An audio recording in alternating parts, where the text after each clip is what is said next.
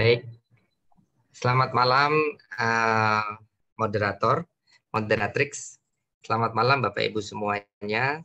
Eh, Salam kebajikan dan juga Assalamualaikum warahmatullahi wabarakatuh. Kita semua ada dalam kesejahteraan di tahun yang baru ini. Selamat tahun baru.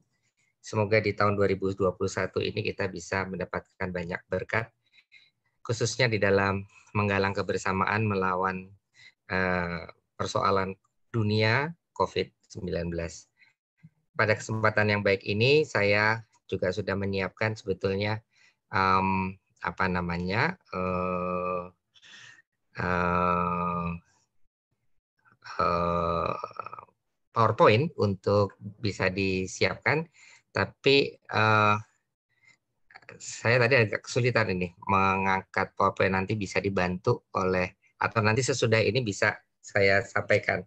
Saya paling tidak saya memberikan ada apa namanya tema mengenai hidup kita dalam kebangsaan ini dengan apa ya, pertama-tama menyampaikan narasi mengenai Indonesia dalam kebangsaan itu apakah sebuah negara agama atau negara berketuhanan. Ya, saya mencoba pertama-tama memulainya dari ini menjadi sebuah diskursus yang sangat hangat pada saat sidang BPUPKI, atau sebetulnya pada saat itu adalah sidang BPUPK. Mungkin saya belum tahu apakah tadi sudah diperkenalkan oleh para moderator.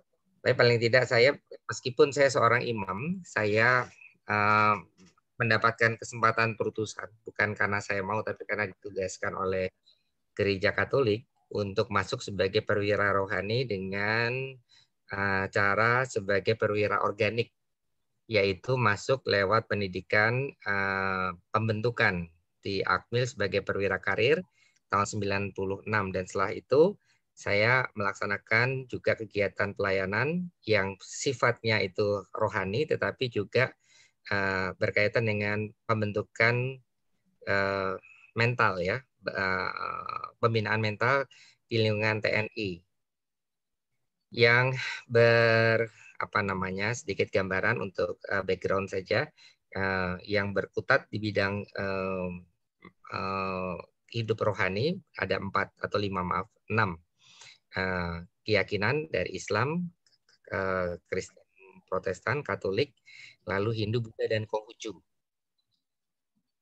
Lalu setelah itu juga ada pembinaan mental ideologi. Dan saya berkesempatan baru saja tanggal 30 Desember saya percaya oleh pimpinan untuk menjadi Kepala Bidang Pembinaan Mental Ideologi Pusat Pembinaan Mental TNI di Mabes TNI. Jadi inilah yang menjadi tugas baru saya. Dan nanti bulan April dengan sendirinya lalu ranknya lalu menjadi baru. Sekarang saya Letnan Kolonel dan nanti per 1 April dengan jabatan baru saya per 30 Desember ini sebagai Kepala Bidang Pembinaan Mental Ideologi itu akan menjadi kolonel. Gambarannya seperti itu. Background saya juga adalah saya pendidik sekitar 22 tahun di Akademi Angkatan Udara, itu untuk membentuk karakter building, pembentukan karakter bagi para taruna-taruni, sekarang ada perempuannya di Akademi Angkatan Udara. Itu background saya. Dan terakhir saya juga mendapatkan beasiswa untuk bisa apa ya, menyiapkan ketahanan nasional lewat pemahaman baru mengenai salah satu bidang dari ketahanan nasional adalah bagaimana membuat perdamaian dan resolusi konflik. Ini yang metode pendekatan juga yang dihidupi oleh baik kepolisian dan juga Tentara Republik Indonesia. Maka topik ini pasti akan menarik karena bisa kita membuat pertanyaan awal, apakah negara Indonesia sungguh-sungguh paripurna seperti yang saya sampaikan kepada para apa namanya yang ikut dalam webinar ini, sebuah buku yang cukup tebal Ini sekitar berapa ya? 600-an halaman yang ditulis oleh Yudi Latif, yaitu negara paripurna. Pertanyaannya, apakah negara kita memang sudah paripurna dengan menyatukan satu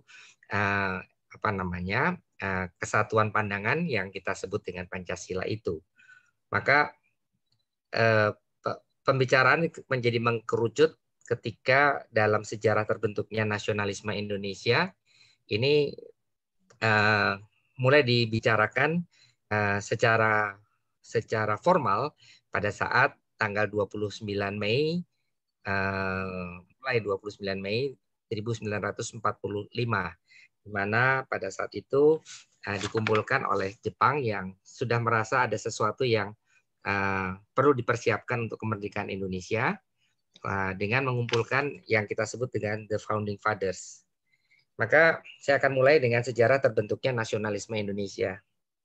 Jadi identifikasi tumbuhnya nasionalisme Indonesia bermula dari metamorfosa dari paham ideologi yang berkembang di dunia sejak hadirnya penjajah di Eropa dan Jepang.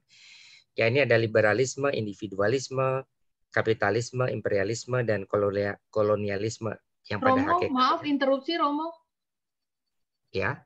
Ya, mungkin kita bisa bantu share screen-nya. Oke. Ini.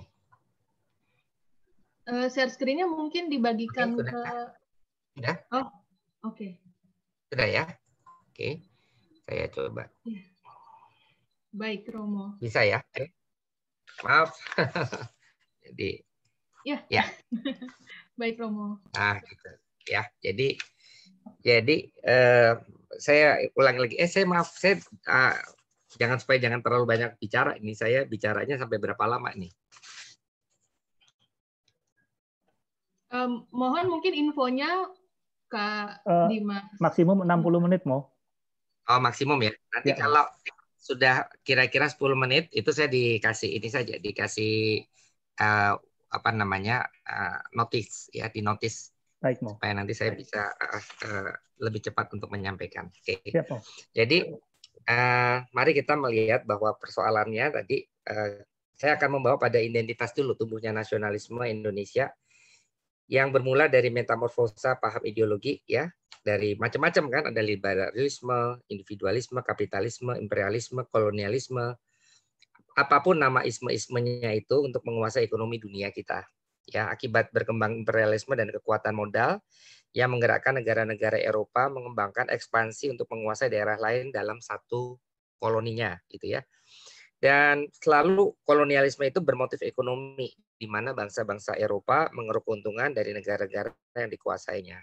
Ada 5 negara, ya 5 bangsa yang pernah tercatat menguasai dan menjajah Indonesia. Ini perlu juga kita masukkan kembali dalam alam sadar kita ya. Ada Spanyol, ada Portugis, ada Inggris, ada Jepang yang terakhir ya, dan sebelumnya Belanda, dan kemudian Belanda masuk lagi lewat nikahnya. Dan bangsa Belanda yang paling lama menguasai negara Indonesia dengan menggunakan praktek, nah ini penting, divide et impera.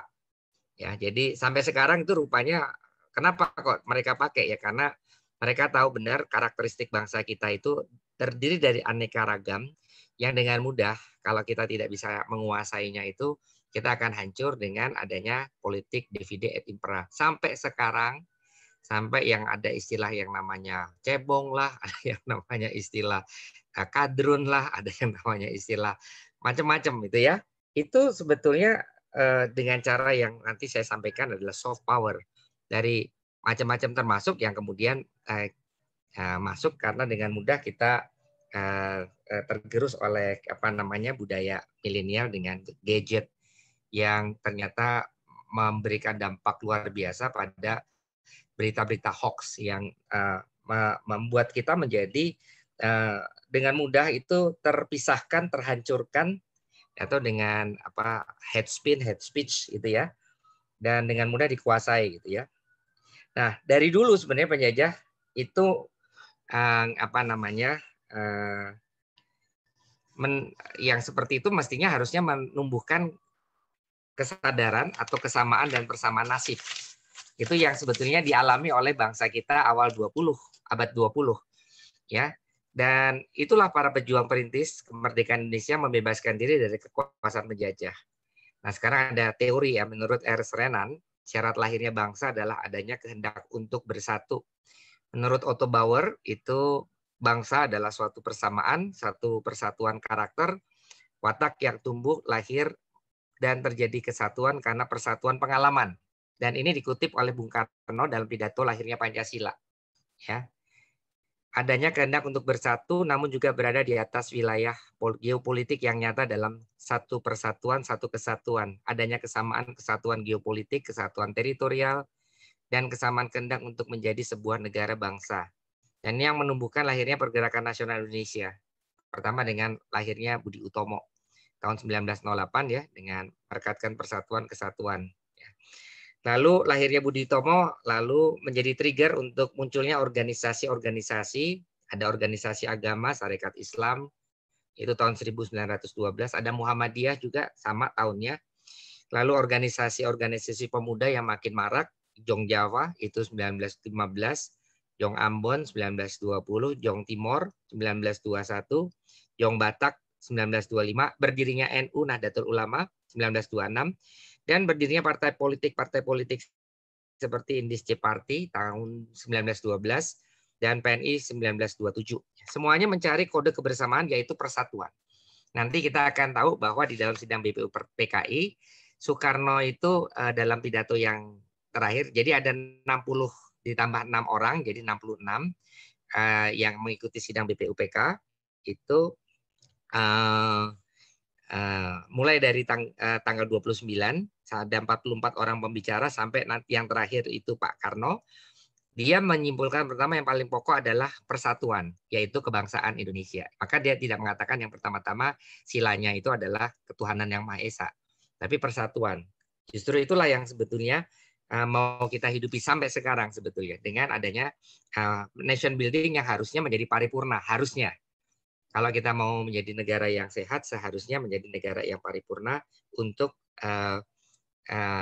menjadi kata akhir dari Pancasila itu sudah definitif bahwa Pancasila itu yang sekarang kita kenal tanpa ada embel-embel apapun ya yang kita harus perjuangkan itu. Nah, inilah yang menjadi kode kebersamaan ya. Jadi tumbuhnya semangat perjuangan pembebasan dari kolonialisme kan adanya rasa nasib pendertaan, lalu tumbuh berkembang organisasi-organisasi sampai pada proklamasi 17 Agustus. Dan pada tanggal 18 Agustus itu ada sidang PPKI, ya, Panitia Persiapan Kemerdekaan Indonesia, Pemerintah Bangsa mempersembahkan dasar negara dan ideologi negara Pancasila. Nah, ini harus dilihat dari suatu tarikan nafas. Ini saya mengutip kata-kata dari Pak Yudi Latif sendiri ya. Saya memang mengacu pada apa yang ditulis Pak Yudi Latif karena cukup komprehensif apa yang ia tuliskan. Jadi mulai tanggal 1 Juni itu jangan pernah dipisahkan, termasuk juga dengan proses 22 Juni dengan lahirnya Piagam Jakarta, tetapi tidak menafikan mengkristal kembali pada tanggal 18 Agustus 18 Agustus 1945 ya. Nah, maka sebetulnya kita mau melihat sejarah terbentuknya Pancasila sebagai dasar negara, dan tema yang saya hadirkan dalam webinar ini itu berangkat dari sini, posisi sini. Jadi saya mau menjelaskan pertama-tama jauh sebelum kemerdekaan telah dipikirkan dan disepakati dirumuskan apa yang menjadi dasar negara yang menjamin kebahagiaan rakyatnya yang menyatu dari perbedaan suku etnis, terdiri dari 17.000 pulau, 13.000 suku, yang 700 ragam bahasanya, dan para bapak bangsa itu menyetujui apa yang menjadi ideologi sebagai dasar kebersamaan hidup penduduknya yang dapat mempersatukan kita dengan satu ideologi yang namanya Pancasila. Maka lahirnya merupakan suatu proses kristalisasi pemikiran dan pergumulan, bahkan hangat banget.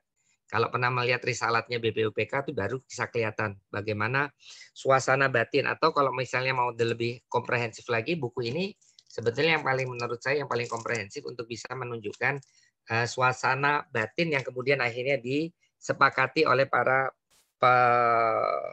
pendiri Republik ini.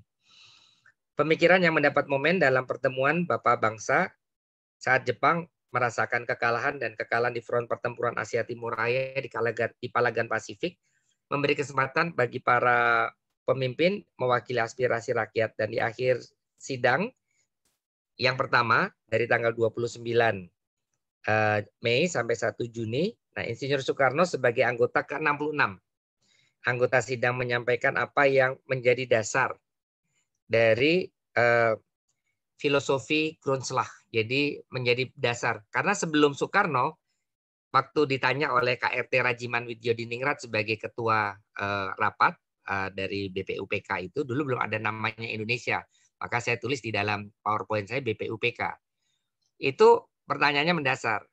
Apa yang kita pikirkan bersama untuk menjadi sebuah dasar bagi negara kita? Semua macam-macam, tapi tidak bicara soal dasar, tidak bicara soal yang disebutnya oleh Soekarno filosofi Grundslag gitu. Jadi dasar dari filsafat pendirian dari negara Indonesia. Meskipun Hatta sudah memberikan arah. Jadi waktu Bung Hatta bicara itu menarik sekali. Dia mengatakan menjawab pertanyaannya KRT Widyodiningrat sebagai ketua rapat. Apa yang menjadi tujuannya? Tujuannya adalah stansa kedua dari Indonesia Raya, yaitu marilah kita berseru Indonesia bahagia. Itu stansa yang kedua. Jadi tujuannya Indonesia bahagia. Bahagia itu kemudian dirumuskan ya menjadi masyarakat yang adil makmur. Itu bahagia. Nah, untuk sampai ke bahagia syaratnya adalah pada stansa pertama lagu Indonesia Rayanya Wage Rudolf Supratman. Marilah kita berseru Indonesia bersatu. Itu stansa pertama. Agar nanti supaya terjadi stansa yang ketiga. Marilah kita berseru Indonesia abadi. Nah itu. Jadi sebenarnya itu yang menjadi perjalanan dari pemikiran The Founding Fathers. Ya. Dan sebetulnya yang menarik, nah ini sebetulnya di under the scene gitu ya, dalam di balik layarnya itu situasi BPUPK atau Dokuritsu Zunbicho Sakai itu dihadiri oleh 2 orang perempuan. Ya, kalau kita bandingkan sama Amerika Serikat yang melahirkan Declaration of Human Rights, Declaration of Independence itu ya. Itu semuanya Protestan, nggak ada orang Katoliknya, nggak ada orang agama lain, Protestan semua. Semuanya laki-laki, semuanya kulit putih. Homogen banget. Sedangkan kita bersyukur dalam The Founding Fathers Indonesia, saya mau menampilkan 2 perempuan atas nama Nyonya Raden Sukaptinah S. Mangun Supuspita. Dan yang satu lagi Nyonya Maria Ulfah Santoso. Kita kenal karena beliau itu lalu menjadi tokoh di pers. Ya, dalam perjuangan Indonesia awal itu Ibu Maria Ulfah terkenal. 2 ini perempuan. Lalu terdapat pula warga negara Indonesia keturunan. Ya, 4 itu dari keturunan Tionghoa. Ya toh, ada keturunan Eropa juga dan ada 1 keturunan Arab. Lalu anggota keseluruhannya ada 60 ditambah 6 anggota baru. Jadi seluruhnya 66 anggota pertama ikut mengikuti sidang mulai tanggal 29 Mei sampai tanggal 1 Juni 45. Lalu kemudian sidang yang kedua itu tanggal 11 Juli sampai dengan 17 Juli 1945. Sidang pertama, para pesertanya kurang lebih membicarakan perumusan apa dasar negara sebagaimana yang disampaikan oleh ketua rapat yaitu KRT Rajiman Widyodiningrat. Apa yang menjadi dasar negara Indonesia ketika mereka merdeka kelak? Saya mau merumuskan ada persoalan kubu yang kuat. Yang satu kubunya adalah negara agama. Nah, ini penting nih. Maka lalu kena namanya negara agama. Negara yang beragama. Agamanya ya jelas mayoritas. Saudara kita umat Muslim. Yang kedua adalah negara sekular. Tapi sekular itu mau mengikuti yang bukan agama. Itu yang ekstrimnya. Ya, tetapi sebetulnya orang-orang yang nasionalis tidak bicara soal tidak bicara soal sekular. Mereka sangat kurang setuju dengan model Eropa yang diwakili oleh Perancis, di mana di mana Perancis itu persoalan agama adalah menjadi persoalan privat. Itu. Mereka nggak setuju. Mereka lebih dekat dengan, ya kalau Soekarno itu lebih dekat dengan sahabatnya Kemal Atatürk dari Turki dan juga sebenarnya dari nasionalismenya Mesir, ya, Gamal Abdul Nasser, ya. Tetapi juga bukan seperti mereka, gitu. Bukan seperti mereka, gitu. Jadi dalam sesi terakhir, ya pertama-tama pidato Soekarno dia tanpa teks. Jadi perlu dicatat bahwa Soekarno itu menyampaikan pidato mengenai dasar-dasar negara itu secara lisan namun komprehensif sehingga diterima oleh seluruh sidang itu. Apa yang disampaikan Soekarno yang disebut Pancasila itu, yang sebetulnya dia juga mengatakan kalau nggak mau Pancasila ada Trisila, kalau nggak mau Trisila Ekasila, begitu. Nanti kita akan bisa bicara lebih panjang lebar mengenai itu. Tapi bahwa Soekarno lah yang membuat pemahaman dasar negara itu menjadi suatu pemahaman yang sangat komprehensif, gitu ya. Dan ia menyampaikan usulannya menawarkan 3 skema, ya. Tadi yang Panca, Tri, dan Ekasila. Ya. Yang di mana Soekarno itu pertama-tama mau menekankan bahwa negara kita adalah negara yang mesti bersatu. Tadi dari awal saya sudah mengatakan bahwa menjadi persoalan dari bangsa kita adalah adanya orang yang bersekat-sekat, di mana dengan mudah bisa dilaksanakan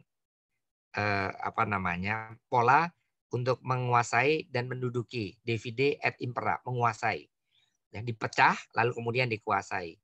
Padahal kita dari pemahaman perasaan senasib seperjuangan sepenanggungan yang juga ada dalam preambul Undang-Undang Dasar 45 Mukadimah itu, ya karena kekuatan itulah menjadi imagine community yang seperti yang disampaikan Benedict Anderson, ya, dalam bukunya The Imaging Country, ya. Jadi yang terbayangkan, komunitas yang terbayangkan.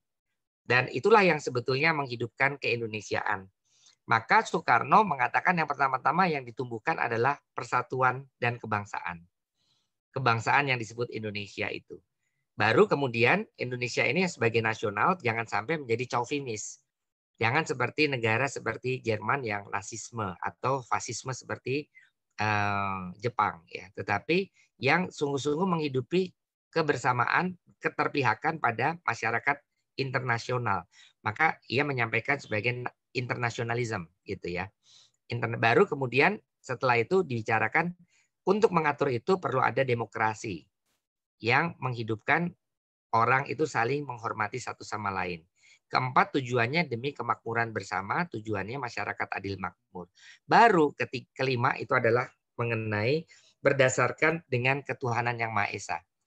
Nah, dia mengatakan seperti itu sehingga dalam penjelasannya Soekarno tidak mau tergelincir pada negara agama, yaitu harus Islam, gitu ya, langsung. Jadi dengan mayoritas, tetapi juga bukan negara yang sekular seperti Perancis, maka negara yang berketuhanan, bahkan agama yang berkebudayaan. Karena kita akan melihat, ya, ini keturunan Tionghoa tadi, ya, saya sampaikan. Lalu saya juga sampaikan ini, jadi prinsip Indonesia Merdeka, ya, bisa dibaca, ya. Sehingga dari pidato lahirnya Pancasila ini semakin kelihatan bahwa Indonesia ini selalu mengambil jalan tengah. Ya, saya rumuskan saja menjadi tidak kiri, tidak kanan, kita selalu tengah. Ini kayak modelnya orang Cina yang yin yang, gitu ya. Nggak ke kiri, nggak ke tengah. Nanti juga politik luar negeri kita juga sama, bebas aktif. Tidak ke kapitalis, tidak ke komunis atau sosialis. Kita jalan di tengah, gitu kan. Itu jalan, itulah sebetulnya kalau di dalam refleksi umat Kristiani, ya, itu mengatakan bahwa kebijakan itu selalu ada di tengah. Virtus stat in medio dalam bahasa Latinnya, ya. virtus stat in medio. Dan ini juga ditunjukkan dalam bagaimana Indonesia itu merangkum kebinekaan. Selalu ada di tengah. Ya, selalu ada di tengah. Jadi membuat suatu keseimbangan. Bukan hanya ke bangsa, pun ketika kita lalu bergaul, bekerja sama dengan masyarakat internasional, kita juga mencoba untuk tidak melaksanakan blok pada kapitalisme yang pada saat itu sampai sekarang ini di Pandegani dipimpin oleh Amerika, dan yang satu lagi blok komunis gitu ya. Sekarang sudah tidak ada komunis ya, karena kalau kita mau bilang Cina RRT itu ya sekarang juga ekonomi pasar dan dia kapitalis baru, gaya baru ya. Dengan mempergunakan partai komunisnya ya, dengan kemampuannya itu. Nah, inilah yang kemudian hidup ya. Dan dalam perjalanan selanjutnya lahirnya Pancasila itu memang harus diakui oleh seluruh sidang yang kemudian dirangkum oleh ketua sidang ya Dr. Kaden Rajeng Tumenggung, Rajiman Wedjodiningrat ya. Itu lalu juga ada dalam buku pidatonya Bung Karno ya. Lalu bahkan kalau kita sekarang bicara soal pengukuhan, itu sudah dikukuhkan mumpung masih ada pelaku-pelaku sejarah ya. Pada sidang pertama Panitia 5 tahun 75 tanggal 10 Januari itu 5 orang yang dibentuk oleh pemerintah pada saat itu Presiden Soeharto beranggotakan masih ada pelaku sejarahnya. Antara lain Alexander Andries Maramis itu orang Protestan ya, dari tokoh dari Sulawesi Utara, orang Kawanua. Lalu ada Muhammad Hatta, ada Ahmad Subarjo, lalu ada Abdul Ghaffar Pringgodikdo. Nah, mereka ini mencoba untuk memberikan satu afirmasi yang secara aklamasi disampaikan. Pidato Bung Karno diterima dengan aklamasi karena ini mereka pelaku-pelaku sejarah. Bung Karno satu-satunya yang tegas mengusung ya dasar filosofi negara. Yang ketiga, kemudian dibentuk panitia kecil untuk merumuskan Pancasila sebagai dasar yang sumber-sumbernya diambil dari pidato Bung Karno tanggal 1 Juni 45. Nah, kalau sudah ada pijakan sejarah, lalu ada pijakan akademis, ini juga penting untuk memberikan afirmasi. Supaya kemanapun kita tetap harus berdasarkan sesuatu yang secara formil diakui. Sama seperti negara ini harus diakui kalau dia ada wilayahnya, kalau dia ada rakyatnya, dan ada tata aturannya yang dikelola oleh pemerintah. Nah, demikian juga sejarah yang kemudian mau disepakati, apalagi menyangkut sebuah keyakinan yang disebut ideologi, itu juga harus dihidupi dalam pijakan-pijakan akademis. Maka lahirnya Pancasila tanggal 1 Juni 45 itu juga dimasukkan sebagai bahan untuk kutipan secara formal dengan landasan akademis. Maka dapat disimpulkan bahwa kesaksian mereka, the founding fathers, ya, Insinyur Soekarno adalah pencetus pertama Pancasila sebagai dasar negara, dan kemudian ya Pancasila diterima sebagai satu pengikat. Nah, ini panitia 8 dari BPUPK. Kita bisa melihat komposisinya, yang kemudian waktu dibuat itu kok kelompok kebangsaan itu lebih besar daripada kelompok Islam. Nah, lalu kemudian ditambahkan ya Islamnya lebih banyak ya, silakan bisa dilihat ya. Lalu panitia 9 yang dibentuk itu merumuskan Piagam Jakarta. Jadi kita juga melihat bahwa Piagam Jakarta tetap merupakan satu tarikan nafas ya, dengan ada kalimat yang setelah dirumuskan dengan Pancasila yang tadinya Soekarno meletakkan Pancasila sila kelima itu ketuhanan, lalu dibalik ya, lalu bahasa-bahasanya kemudian dirumuskan dengan kalimat yang sangat luar biasa, ketuhanan yang Maha Esa ya. Lalu ada klausul ya, dengan menjalankan syariat Islam bagi para pemeluk-pemeluknya. Lalu kemudian yang adil dan beradab, persatuan Indonesia, kerakyatan yang dipimpin oleh hikmat kebijaksanaan gitu ya, dan selanjutnya. Nah, karena temanya kita memang dan hangatnya memang pada persoalan itu soal negara agama atau negara berketuhanan. Akhirnya ketika sidang PPKI mengesahkan Undang-Undang Dasar dengan pembukaannya, hanya dalam waktu 15 menit kurang itu Muhammad Hatta ketika mendapatkan masukan dari saudara-saudara yang minoritas dari Indonesia Timur, lalu melobi tokoh-tokoh Islam, dan tokoh-tokoh Islam juga tokoh-tokoh yang berpengaruh, bukan yang bukan yang kaleng-kaleng ya, bukan KW-KW ya, tetapi benar-benar menjadi representasi dari kehadiran Islam yang ada di Indonesia. Dan hanya dalam waktu 15 menit ya, dengan ketulusan dan juga jiwa besar, menurut saya jiwa besar dari pemimpin umat Islam yang hadir itu rela mencoret 7 kata yang ada dalam Piagam Jakarta untuk tidak dicantumkan di dalam pembukaan Undang-Undang Dasar 1945. Oleh karenanya, ini Indonesia berdiri sebagai negara ketuhanan atau yang berketuhanan. Nah, ini yang kemudian menjadi kesepakatan. Nah, kesepakatan ini mesti harus diperjuangkan. Ternyata sampai sekarang, sampai Indonesia telah berjalan lebih dari 75 tahun. Ternyata belum selesai. Sebagai sebuah dialektika, meskipun secara prinsip sudah gitu. Secara dialektika ini ya nyatanya masih ada kalangan yang mau mendirikan Indonesia sebagai khilafah, dan juga pada asas-asas macam itu ya, macam-macam ya. Boleh mau bilang ini adalah soft power dari negara luar untuk divide Empire Indonesia. Apapun, yang paling penting itu bagaimana kita selalu mencoba untuk mempertahankannya. Saya mau menutup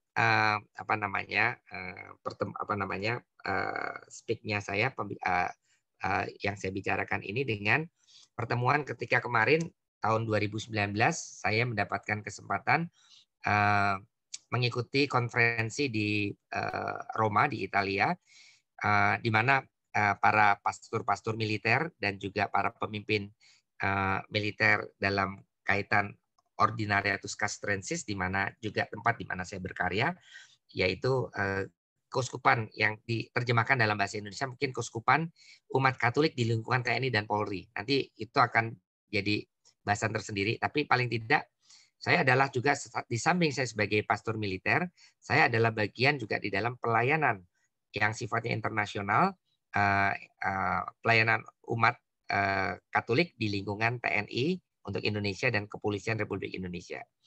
Nah, dalam pertemuan itu intinya kami bicara soal humanitarian law, tentang tentang hukum humaniter, tentang hukum perang sebetulnya. Bagaimana yang down, yang nggak boleh, sama yang boleh. Lalu bagaimana penerapan dan implementasi yang dilakukan di masing-masing negara. Saya masuk di negara yang semuanya yang ada beberapa kelompok dalam bahasa Spanyol, bahasa Perancis, bahasa Inggris gitu kan. Saya juga kaget dan bertanya-tanya kenapa kok harus ada 3 bahasa ini. Ternyata karena memang itu adalah bahasa negara-negara kolonial tadi yang saya sebutkan tadi awal. Dan masih ada suasana seperti itu. Maka lalu saya mencoba untuk bicara sebentar, tapi saya di situ saya pergunakan untuk militer diplomasi. Jadi diplomasi militer dan termasuk diplomasi tentang hakikat kebangsaan Indonesia dengan ideologi Pancasila ini. Saya mengutip ya pertama-tama ya bicara soal, coba lihat saya belajar dari kota Vatikan ini di mana ada museum dan ada pavilion Indonesia yang menyajikan dalam pavilion Indonesia itu sebagai negara Islam terbesar di Vatikan, tetapi yang ditampilkan adalah Candi Borobudur di Museum Vatikan yang notabene Katolik, untuk menunjukkan bahwa Indonesia kalaupun ada Katoliknya sebetulnya menghayati sebagai negara Islam terbesar itu keaneka budaya, ragaman budaya yang terjadi, sehingga platformnya adalah Candi Borobudur. Lalu setelah itu dihiasi oleh kehidupan bangsa Indonesia dalam mengelola agriculture, yaitu pertanian.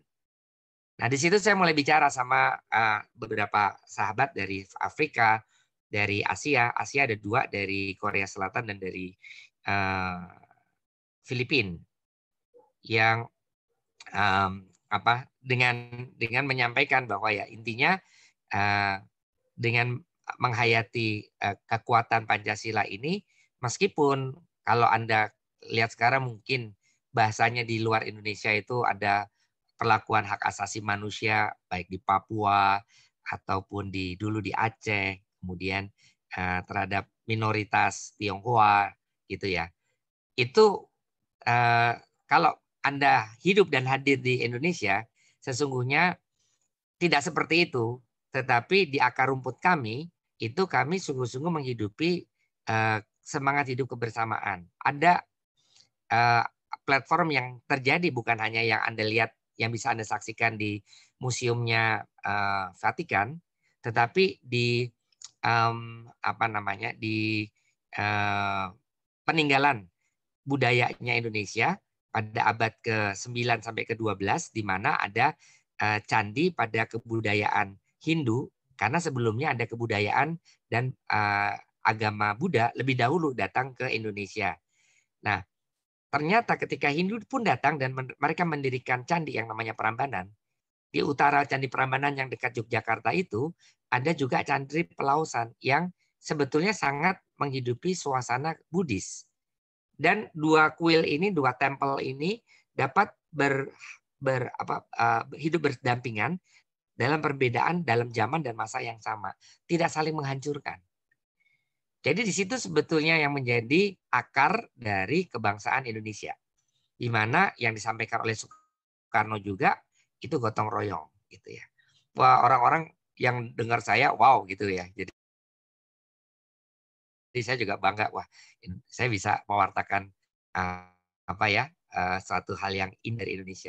Tapi ada satu yang menarik ketika saya seorang jenderal dari Amerika Serikat, saya masih kan namanya Jenderal Donovan itu. Dia mengatakan bahwa ya saya hanya mengingatkan saja bahwa center of gravity, yaitu pusat kekuatan, itu adalah pusat di mana kita sering diganggu. Dia bilang begitu. Saya tadi kaget dia bilang begitu. Dan saya pikir-pikir dalam perjalanan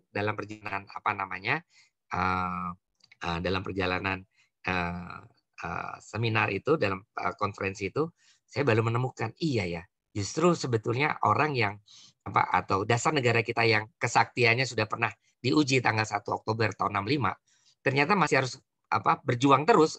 Karena apa? Perlu selalu diimplementasikan, perlu selalu dinarasikan, perlu selalu dihidupkan dalam pengejawantahan sehari-hari sampai kapanpun. Jadi jangan pernah berhenti. Gitu. Maka juga kalau ada yang mengatakan Pancasila itu togut, berhala, produk kafir, sama dengan menistakan hasil istihad ulama yang menyetujui Pancasila. Ini adalah salah satu cara kita untuk jangan sampailah kebangsaan Indonesia itu menjadi hancur hanya gara-gara kelompok kecil yang selalu berjuang, dan pasti ada itu. Dimanapun negara pasti ada, termasuk di Indonesia. Dan seolah-olah mereka yang paling punya hak tentang menarasikan atau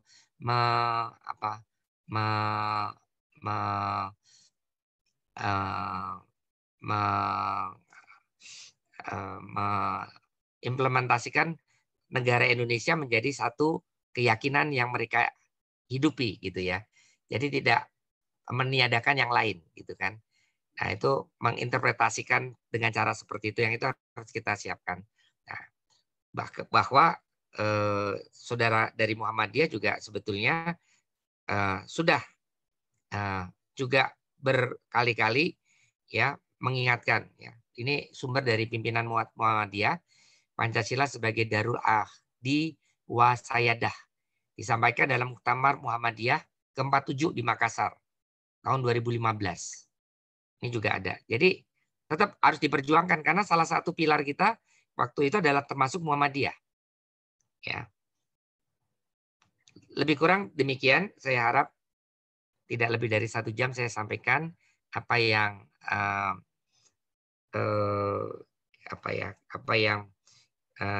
bisa saya tuangkan untuk bisa membuka wawasan. Ya syukur-syukur ada cara pandang baru yang mungkin ada yang belum tahu malah situasi yang saya sampaikan tadi ya mengenai bagaimana kita harus berjuang tetap sampai sekarang meskipun sudah menjadi negara paripurna, tapi tetap perjuangan untuk menghidupkan, mengaktualisasikan Pancasila tetap menjadi perjuangan kita sampai sekarang dan selanjutnya kepada anak cucu kita. Dan jangan sampai ditafsirkan ya Pancasila itu pada satu kelompok yang sebetulnya mau lebih menguasai daripada kecintaan kita terhadap kebersamaan dan kebangsaan sesuai dengan semangat dari The Founding Fathers. Itu saja yang mau saya sampaikan. Silakan kalau ada yang mau bertanya dan juga bertukar curah pendapat, mari kita siapkan setelah ini.